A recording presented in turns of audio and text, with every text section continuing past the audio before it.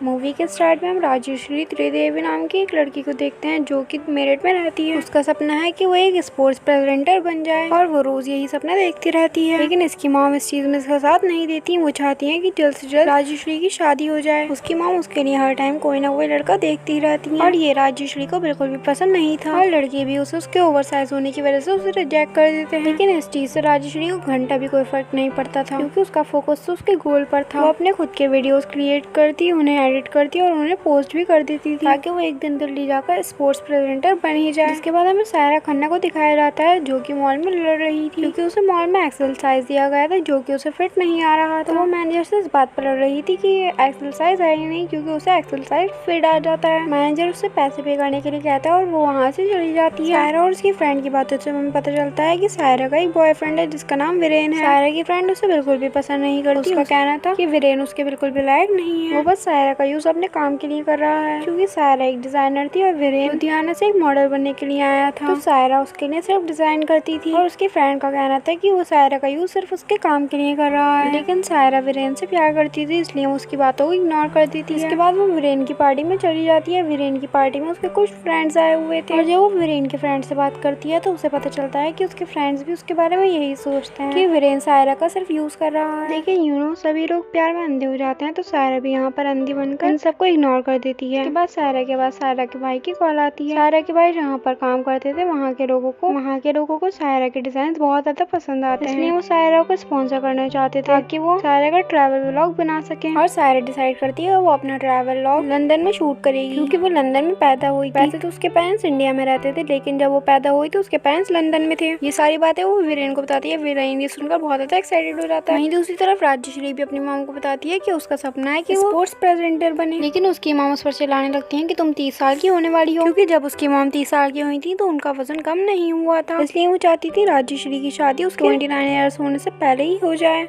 लेकिन राजश्री उन्हें कन्विंस करने लगती है, तो उसकी मॉम उसके सामने शर्त रखती है। वो कहती है कि तुम्हें अपनी मासी के साथ ही रहना पड़ेगा दिल्ली में, और अगर उसे वहाँ पर जॉब नहीं मिली तो वो अपने घर पर वापस आ जाएगी और शादी कर लेगी। राजश्री उनकी बात मान जाती है और उनसे हाँ कह देती है। दूसरी तरफ सायरा का भाई उसके पास खाना लाता है और उससे कहता है जब तुम्हें इतना बड़ा प्रोजेक्ट मिला है तो वीरेन के साथ क्यों नहीं सेलिब्रेट करती। ये सुनने के बाद सायरा वीरेन के अपार्टमेंट में उससे मिलने के लिए चली जाती है। यहाँ पर वीरेन काफी ज्यादा परेशान दिखाई देता है। तभी यहाँ पर एक वेटर भी आ जाता है। सायरा को पता चलता है कि वीरेन रूम में अकेला नहीं था, यहाँ पर इसके साथ एक लड़की भी है। जब सायरा अंदर आकर देखती है तो उसे पता चलता है वो लड़की कोई और नहीं इसी की फ्रेंड है। मतलब यार यहाँ पर तो कुछ अलग ही सीन चल रहा होता है। पहले तो ये लड़की सायरा से कह रही थी कि वीरेन तुझे यूज करता है और अब ये खुद ही इसी के साथ है। सायरा इन दोनों को बहुत ज्यादा गुस्सा करती है और फिर यहाँ से चली जाती है। दूसरी तरफ राजश्री इंटरव्यू के लिए जाती है, लेकिन उसका इंटरव्यू नहीं लिया जाता। उसे पता चलता है वो ओवर साइज है, इसलिए उसका इस जॉब के लिए सिलेक्शन हो गई नहीं। इसके बाद वो बहुत ज्यादा गुस्सा करती है और कंपनी वाली को बहुत ज्यादा बातें सुनाती है। वो कहती है मुझे कंपनी के ओनर से मिलना है, लेकिन उससे कह दिया जाता है कि कंपनी का ओनर अवेलेबल नहीं है, वो लंदन गया है। जिसके बाद राजश्री रोते हुए वॉशरूम चली जाती है और वॉशरूम में जाकर भी वो बहुत ज्यादा जोर जोर से रोने लगती है। दूसरी तरफ सायरा का भी ब्रेकअप हो चुका था और उसका फोटोग्राफर और डायरेक्टर वीरेन अरेंज करने वाला था, जो कि अब नहीं हो पाएगा, इसलिए सायरा बहुत ज्यादा परेशान होती है। उसका भाई उसके लिए फोटोग्राफर अरेंज कर देता है, लेकिन अभी भी उसे कोई डायरेक्ट करने वाला चाहिए था, इसलिए सायरा भी जाकर वॉशरूम में रोने लगती है। यहीं पर सायरा की मुलाकात राजश्री से होती है।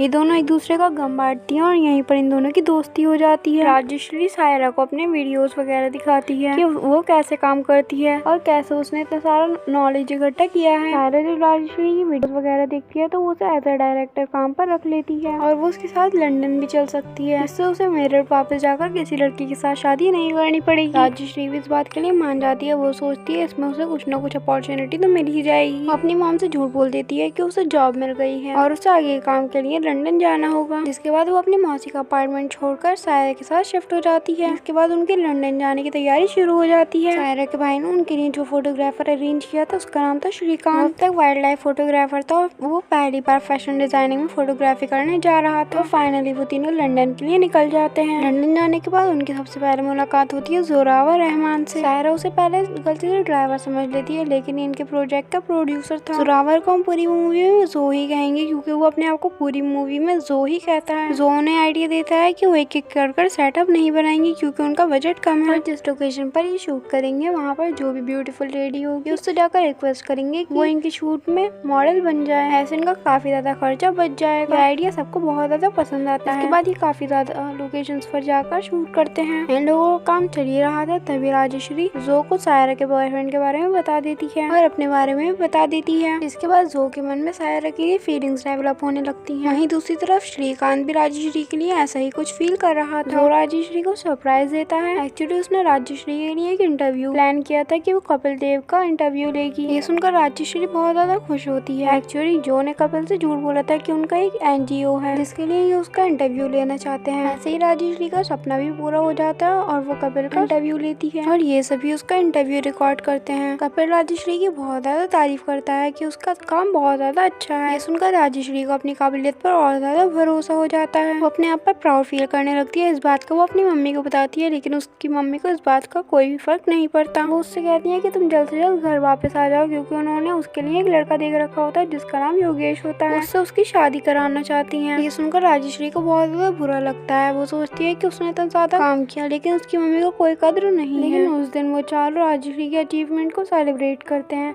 और बहुत ज्यादा ड्रिंक करते हैं। वो लोग रात में वापस जा रहे होते हैं तभी उन्हें छापरा दिखाई देता है जो कि उसी कंपनी का ओनर था जहाँ पर राजश्री इंटरव्यू देने गई थी। लेकिन उसका ओवर साइज होने की वजह से उसका इंटरव्यू नहीं लिया गया। तो वो सभी डिसाइड करते हैं कि वो उसे राजश्री के कपिल देव के साथ वाले इंटरव्यू की वीडियो दिखाएंगे ताकि उसे पता चले कि राजश्री कितनी ज्यादा टैलेंटेड है। इसके बाद वो राजश्री की क्लिप छापरा को दे देते हैं लेकिन नशे में वो इंटरव्यू वाली नहीं कोई और ही क्लिप राजश्री की उसे दे देते हैं। ये देखकर सभी काफी ज्यादा सैड हो जाते हैं। इसके बाद सायरा जाकर राजश्री को मनाने की कोशिश करती है। यहाँ पर इन दोनों के बीच बातें होती हैं कि इनके ओवर साइज होने की वजह से इन्हें कितना ज्यादा फेस करना पड़ रहा है। तभी उन्हें अपने पास कुछ औरतें दिखाई देती हैं जो कि डिफरेंट साइज में थी। उनकी बॉडी का शेप साइज सब कुछ अलग अलग था। इसलिए सायरा राजश्री से कहती है कि ये लोग मॉडल क्यों नहीं बन सकती। इस पर राजश्री कहती है नहीं मॉडल्स तो स्लिम होती हैं। तभी सायरा को ध्यान आता है कि कितनी ज्यादा औरतें जो कि डिफरेंट साइज में हैं और उन्हें ब्रांडेड कपड़े पहनने के लिए नहीं मिलते। इसलिए वो सोचती है कि वो कपड़े इस तरीके से डिजाइन करेगी कि कोई भी साइज की औरत उसे पहन सके। इसके बाद सारा अलग अलग साइज की लड़कियों को मॉडल बनाने के लिए बुलाती है और उन्हीं के साइज के कपड़े भी बनाती है ताकि सभी साइज की औरतों को कपड़े फिट हो सके। और ऐसे ही करते करते सारा का ट्रैवल व्लॉग खत्म हो जाता है। व्लॉग खत्म होने की खुशी में ये लोग सेलिब्रेट करते हैं जिसके बाद जो सायरा को अपनी मॉम से मिलाता है। जो की मॉम को सायरा बहुत ज्यादा अच्छी लगती है। जो सायरा से प्यार करने लगा था वहीं दूसरी तरफ श्रीकांत भी राजश्री को पसंद करने लगा था लेकिन वो दोनों भी किसी रिलेशनशिप के लिए तैयार नहीं थी। इसलिए वो दोनों उन दोनों से कह देती है कि अभी हमें रिलेशनशिप में नहीं आना है, अभी हमें अपने गोल्स को अचीव करना है। इसी दौरान जो राजश्री ने कपिल देव का इंटरव्यू लिया था वाली के लिए बहुत ज्यादा वायरल होने लगती है। तभी छाबरा का कॉल उसके पास आता है और छाबरा उससे कहता है कि वो उसकी जॉब के लिए सिलेक्टेड है। ये सुनकर राजश्री बहुत ज्यादा खुश हो जाती है जिसके बाद ये सभी लोग दिल्ली वापस आ जाते हैं। इसके बाद राजश्री अपने घर जाती है जहाँ पर उसकी माँ ने उसके लिए पहले से ही रिश्ता तैयार कर रखा था। वो कहती है हम जल्दी योगेश को बुला लेंगे ताकि तुम्हारी शादी की बात फिक्स कर सके। लेकिन राजश्री कहती है वो कुछ ही दिनों में दिल्ली वापस जाएगी 25 लाख का कॉन्ट्रैक्ट साइन करने के लिए। ये सुनकर उसकी लालची माँ खुश हो जाती है। वहीं दूसरी तरफ कुछ दिनों बाद सायरा के ड्रेसेस का दिल्ली में फैशन शो था। वहाँ पर सायरा अपने सारे ड्रेसेस दिखा देती है